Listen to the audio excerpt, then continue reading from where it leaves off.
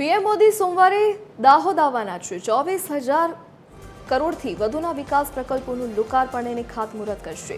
PM મોદીના આગમનના પગલે કેન્દ્રીય રેલ મંત્રી અશ્વિની વૈષ્ણવ દાહોદમાં, રેલવે મંત્રીએ દાહોદ રેલવે સ્ટેશનની મુલાકાત લીધી। સાંસદ જસવંતસિંહ ભાભોર સહિતના નેતાઓ રેલવે સ્ટેશન પહોંચ્યા।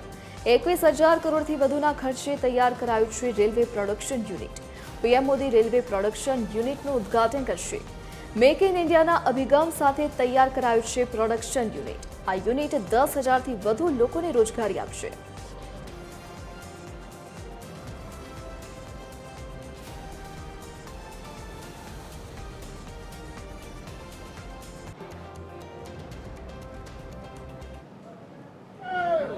बहुत ही आधुनिक फैक्ट्री तैयार हुई है, जहां पर दुनिया का सबसे आधुनिक इंजन वो भी 9,000 हॉर्स पावर का बनेगा।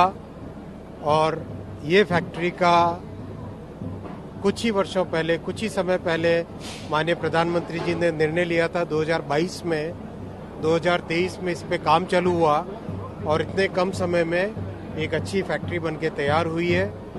कल माननीय प्रधानमंत्री जी इसको राष्ट्र के नाम समर्पित करेंगे और दाहोद में इस फैक्ट्री के बनने से और नए इंजन के आने से इस एरिया में बहुत सारे नए रोजगार के अवसर उत्पन्न होंगे।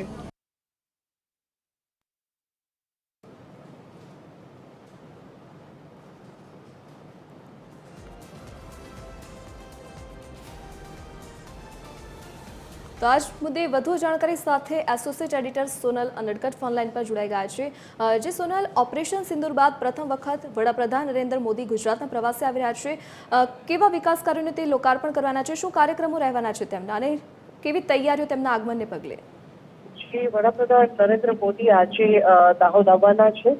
ટેન્ટેટિવલી તેમનો 11 વાગ્યાનો સમય છે જ્યારે તેઓ દાહોદ પહોંચશે। મહત્વનું છે કે દાહોદથી તેઓ આજે 24,000 કરોડથી વધુના વિકાસ પ્રકલ્પોનું લોકાર્પણ અને ખાતમુહૂર્ત કરવાના છે।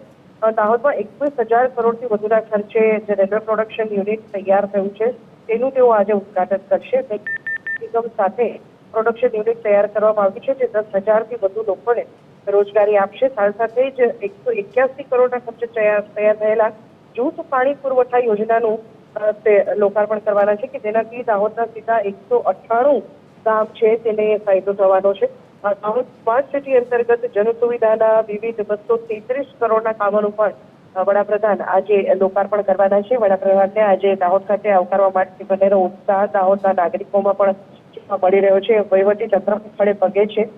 સમગ્ર દાહોદને રોશનીથી શણગારવામાં આવ્યું છે અને સાથે સાથે જ પીએમના હેલિપેડથી શરૂ કરી અને સભા સ્થળ સુધીનો જે માર્ગ છે દરથી ત્યાં ખાસ સ્ટેજ બનાવવામાં આવ્યા છે અને સ્ટેજ પર અલગ અલગ સાંસ્કૃતિક કાર્યક્રમો રજૂ કરી અને પીએમનું અભિવાદન કરવામાં આવશે। પીએમનો કાફલો છે ત્યાં માર્ગ પરથી પસાર થશે અને તેમના પસાર થવા દરમિયાન જે સાંસ્કૃતિક કાર્યક્રમો છે તે રજૂ કરી પીએમને આવકારવામાં આવશે। સાથે સાથે જ મહત્વનું છે કે ઓપરેશન સિંદૂરની એક ખાસ થીમ પણ દાહોદમાં બનાવવામાં આવી છે અને તેને લગતો સ્ટેજ કાર્યક્રમ પણ પીએમનો કાફલો જ્યારે આ માર્ગ પરથી પસાર થશે ત્યારે ખાસ રજૂ કરવામાં આવશે।